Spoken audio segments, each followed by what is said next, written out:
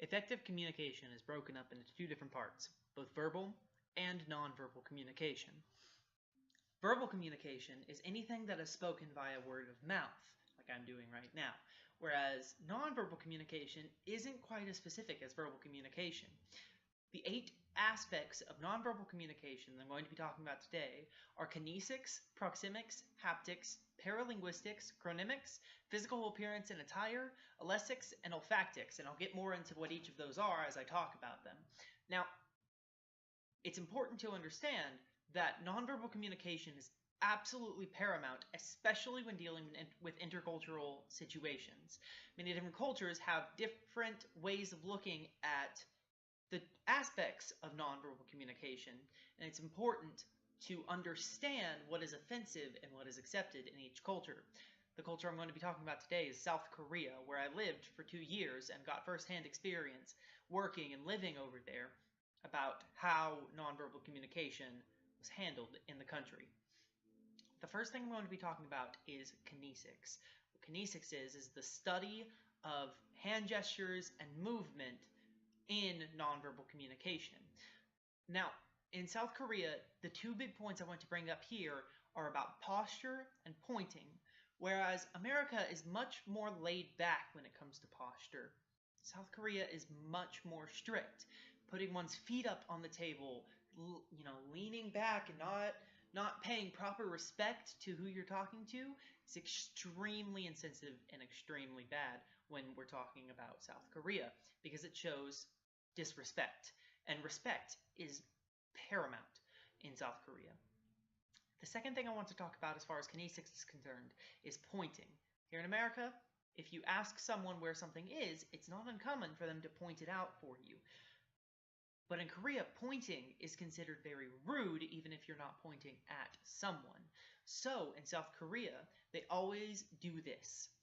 Instead of just pointing with one hand or one finger, they'll have 2 open palms with one hand clasped around the wrist so that any kind of pointing is done with 2 hands. Now this can be the case of pointing out directions, or even something such as handing someone money or credit cards or anything of the like is done with one hand around the wrist and handed so as not to point, because pointing is considered very rude. The second thing I want to talk about is proxemics. Now what proxemics is how close people tend to stand from other people. Sun-Hee Chong did an excellent article talking about the proxemics of South Korea. It's to be understood that South Korea is a very crowded country. It's a very small country with a very large population, and so there are a lot of people all trying to move around.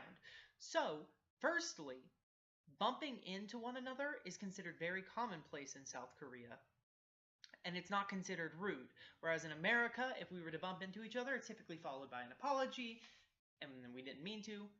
But in South Korea, it happens hundreds of times every day for each individual, so they forego the apology as a expected part of society.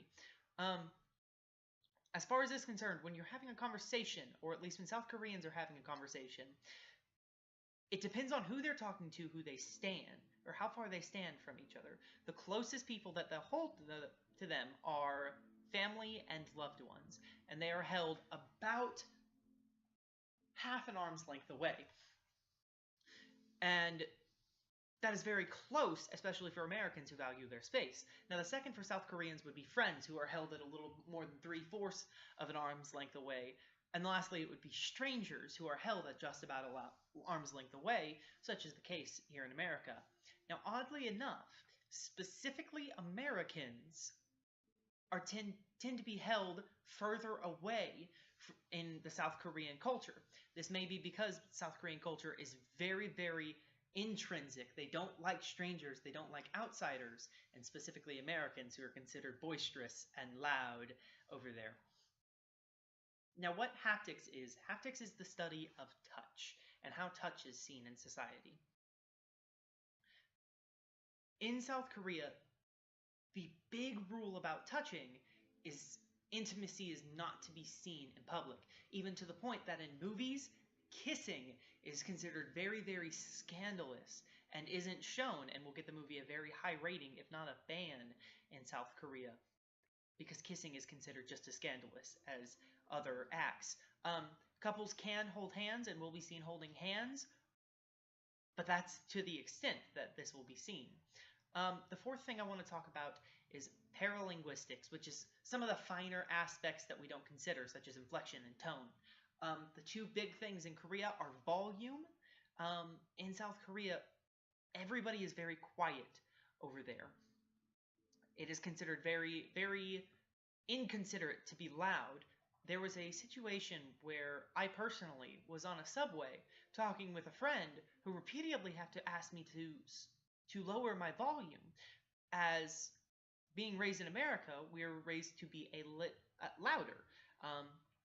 Whereas in South Korea, this is not the case and it's considered very rude. The other thing I want to talk about is sarcasm. Sarcasm in America is seen both as a joke and can be disrespectful, but it is not seen as such a bad thing. However, in South Korea, it's considered very, very disrespectful. Back again to that respect thing. It's very important to be respectful while in Korea. The fifth thing I want to talk about is chronemics. What chronemics is how time is related to nonverbal communication. In America, punctuality isn't seen as such an important thing. Instead, looking at the work that is being done. It's more important that good work is done than timely work is done. In Korea, it is the opposite of the case.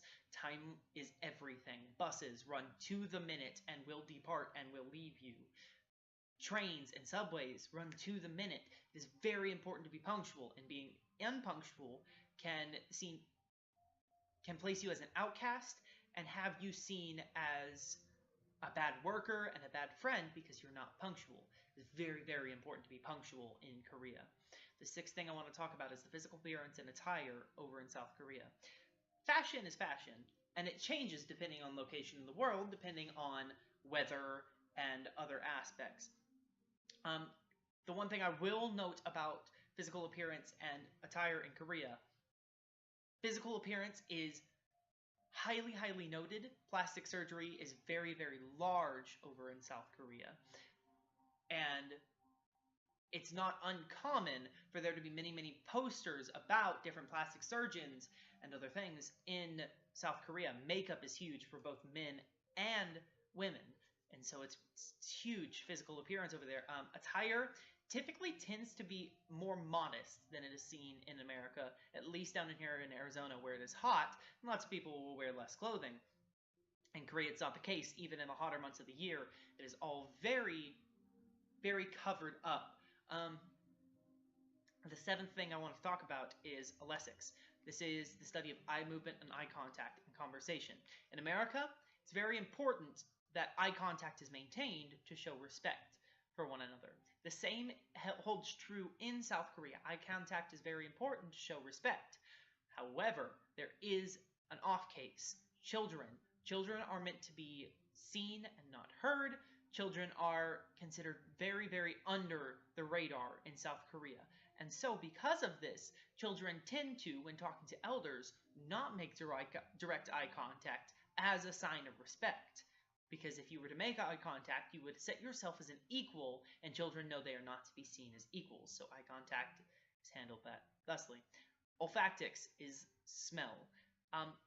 Korea is a very, very diverse place. It's not uncommon to see street vendors and markets all around, so the smells are very, very diverse, and it's noted that most people don't mind odd smells, as it's commonplace over in South Korea. Now, South Korean culture, it's very, very different from American culture, and I've gone through and I've given different examples while we've been in here. And it's important to note that respect is everything in South Korea, whereas it's not so much here in America. You can be disrespected, but still be kind to one another. Some of the good sources I used for this were Kim Tae's article. I also used Soon Hee Chung's article, and the GC library was an absolute help. And hopefully I've assisted you in learning a bit more about South Korean culture.